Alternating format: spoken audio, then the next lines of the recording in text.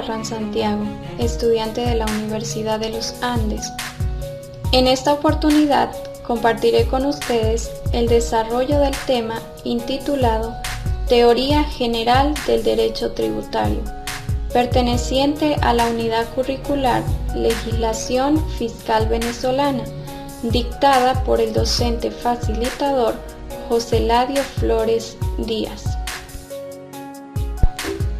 Se entiende por derecho tributario una arista del derecho financiero, constituida por normas jurídicas que regulan la tributación de impuestos, tasas y las contribuciones especiales, tanto las de mejoras como las de seguridad social. Se dice que el derecho tributario es una arista del derecho financiero, puesto que, según Carlos Giuliani, señala que el derecho financiero corresponde al derecho público, que persigue fines colectivos y, como lo precisa la doctrina, se refiere exclusivamente a la actividad del Estado y a las finanzas públicas. Contenido del derecho tributario. Desde el punto de vista doctrinal, el derecho tributario contiene dos partes, una general y otra especial. La parte general, en teoría, es la más importante, dado que allí residen los principios aplicables a las relaciones entre el Estado y el sujeto pasivo. Esta parte establece un equilibrio en la relación jurídica fiscal del Estado con los contribuyentes o responsables. Como ejemplo a esta parte tenemos el principio de legalidad y el de no confiscatoriedad, los cuales abordaremos más adelante. La parte especial contiene las normas jurídicas específicas de cada tributo, por ejemplo, la ley del IVA y la ley del impuesto sobre la renta. Ahora les hablaré sobre la autonomía del derecho tributario. Sobre este particular existen opiniones antagónicas, pues hay corrientes que niegan la autonomía del derecho tributario por considerarlo supeditado al derecho financiero, en tanto que hay posiciones que sostienen que pertenece al derecho administrativo, otras al derecho privado y autores como Jarash que sostienen su autonomía. Sin embargo, en nuestro país se adopta la teoría autonómica, por cuanto ostenta normas jurídicas e instituciones que son independientes de cualquier otra rama del derecho, admitiendo supletoriamente principios y reglas de derecho penal, siempre que sean compatibles con la naturaleza de derecho tributario. De conformidad con el documento publicado por la Facultad de Derecho de Uruguay, como consecuencia de las primeras jornadas latinoamericanas de derecho tributario, consumadas en Montevideo en el año 1956, en las cuales se disertó sobre la autonomía del derecho tributario, refleja claramente que en efecto el derecho tributario es autónomo, ya que se rige por principios propios y posee instituciones ajustadas a su esencia. Para indagar más sobre este tema, es necesario estudiar las fuentes del derecho en general. Al hablar de fuentes del derecho, se hace referencia a los orígenes de donde se extraen los preceptos o normas jurídicas. En consecuencia, es importante señalar que no es lo mismo fuentes del derecho que normas jurídicas, ya que las normas jurídicas se encuentran acudiendo a las fuentes para su desarrollo. Estas se clasifican en históricas, reales, también conocidas como materiales, y formales. Fuentes históricas. Se refiere a los documentos del historicismo jurídico que tienen importancia para el estudio pasado. Ejemplo, los papiros, la ley de las 12 tablas, los pergaminos, entre otros. Seguidamente, las fuentes formales se entiende como el proceso de la elaboración de las normas jurídicas que conllevan al producto del derecho en sus diversas configuraciones. Ejemplo, la ley, la jurisprudencia, la analogía y demás similares. A la par, las fuentes formales del derecho se dividen en dos: directas e indirectas. Fuentes formales directas comprenden en sí las normas jurídicas, es decir, las leyes. Fuentes formales indirectas son aquellas que, sin contener en sí mismas las normas jurídicas, ayudan a interpretarlas o producirlas. Por ese motivo, estas se fragmentan en supletorias e interpretativas. Dentro de las fuentes supletorias se halla la analogía y los principios generales del derecho, en tanto que sobre las fuentes interpretativas se encuentra la jurisprudencia y la doctrina. Ahora bien, se constituyen fuentes del derecho tributario según el artículo 2 del vigente Código Orgánico Tributario, las disposiciones constitucionales, los tratados internacionales celebrados por Venezuela, las leyes y demás actos con fuerza de ley, los contratos relativos a la estabilidad jurídica, por supuesto, siempre que cuenten con la opinión favorable de la Administración Tributaria. Y por último, los reglamentos y otras disposiciones en general dictadas por la autoridad competente. Fuentes reales o materiales.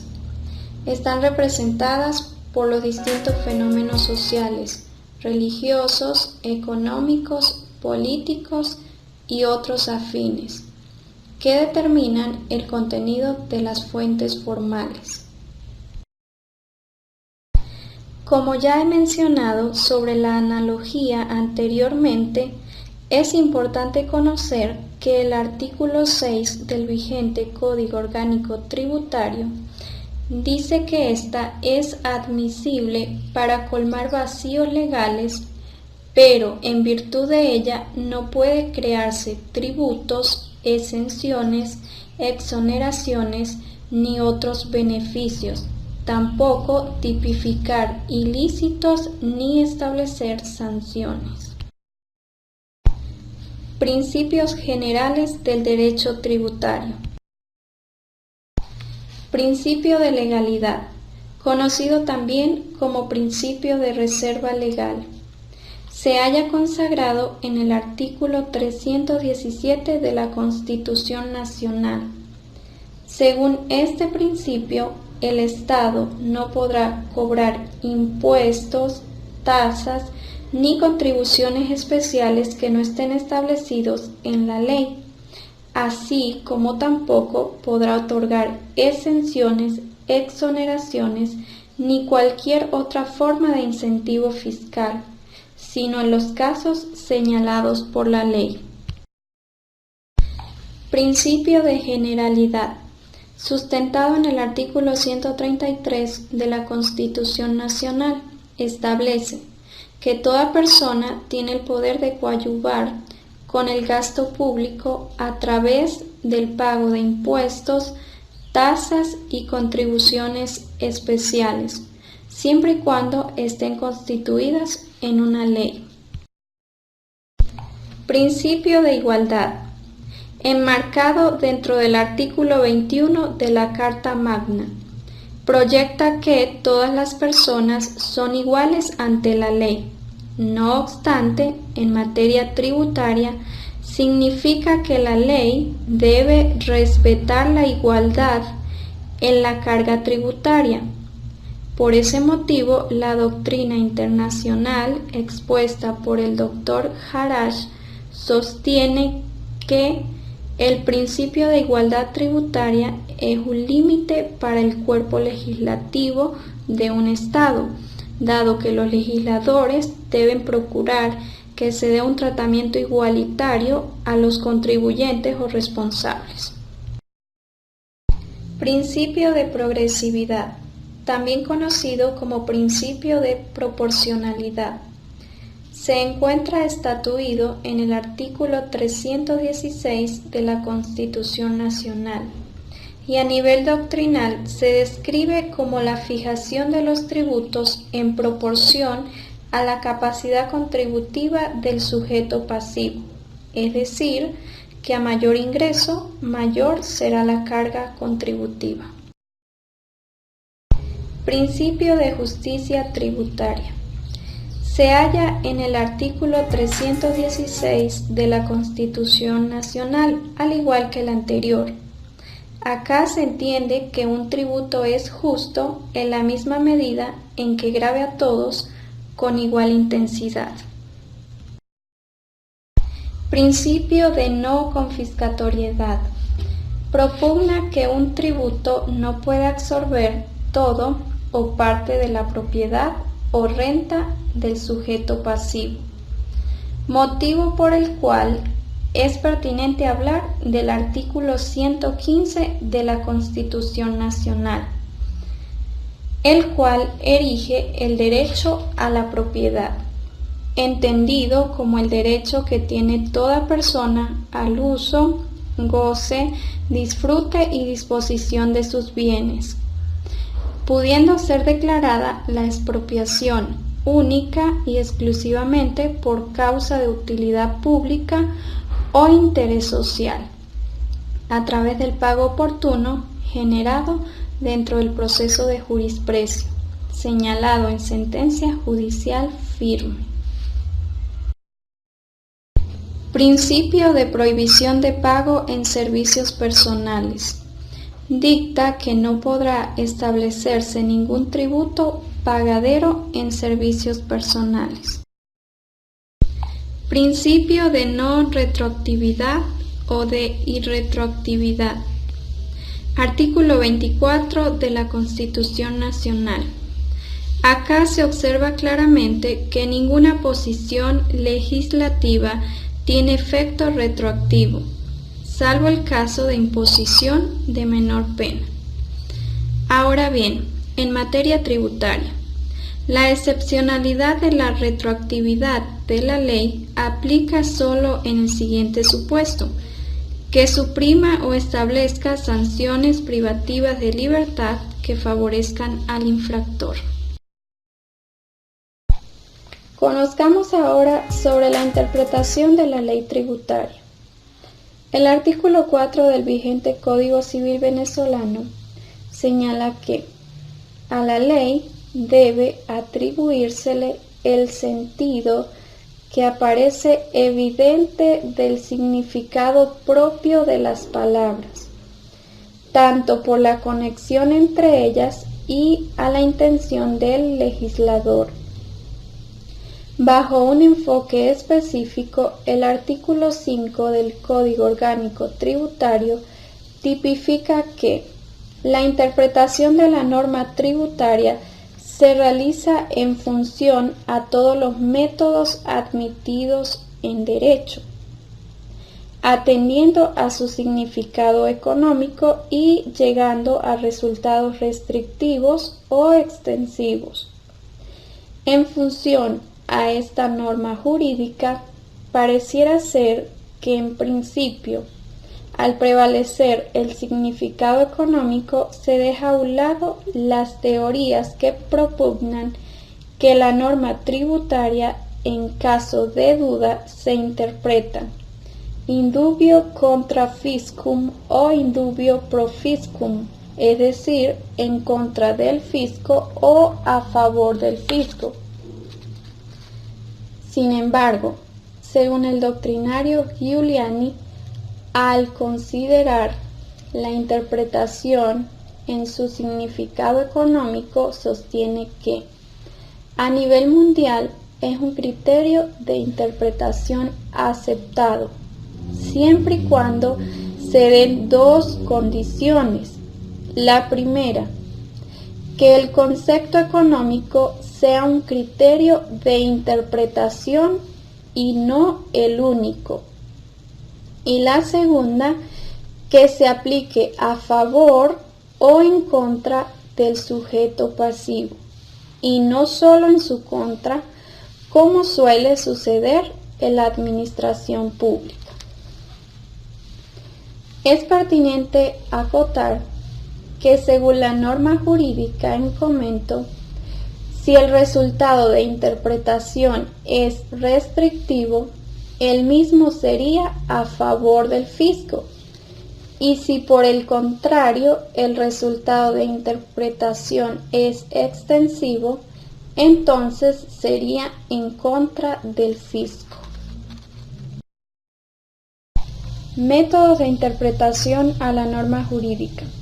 Según los comentarios realizados por la editorial Legis al Código Orgánico Tributario, mencionó los siguientes métodos de interpretación. Método gramatical, también conocido como método exegético, es el que menciona el artículo 4 del Código Civil, es decir, que según este método a la norma jurídica debe atribuírsele el sentido que aparece evidente del significado propio de las palabras, atendiendo a la conexión entre ellas y a la intención de quien legisla. Método lógico subjetivo. Fija que el intérprete debe averiguar la intención del legislador para atribuírsela como sentido de la ley. En otras palabras, donde termina la labor del legislador, debe comenzar la tarea del intérprete. Y por último tenemos el método ecléctico, conocido de igual manera como método moderno. Reconoce que la interpretación de la norma jurídica tiene una fase gramatical y una fase lógica, a través de las cuales se propenden a una integración de todos los métodos de interpretación. Cabe destacar que el eclecticismo es una escuela de la filosofía que acoge posturas intermedias y muy alejadas de soluciones extremas.